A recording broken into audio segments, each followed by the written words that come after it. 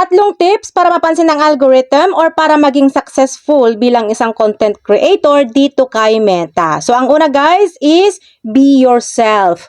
Dito sa social media guys, kailangan lang po natin magpakatotoo at hindi po natin kailangan magpanggap para lang magustuhan tayo ng mga audience natin. Dahil kapag authentic ka, mas mamahalin ka ng mga taga-subaybay mo. At syempre, para mas madali ka lang makagawa ng content, dapat gawin mo lang kung ano yung passion mo. Pangalawa, be consistent.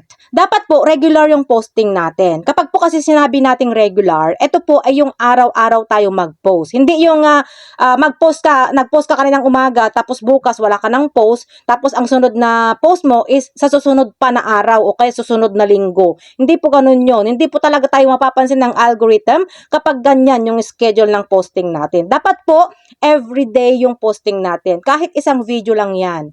At ang pangatlo naman is engagement. Kapag content creator ka na, dapat wag lang puro posting. Dapat makipag-engage ka din. Dahil the more you engage, the more your community will engage with you.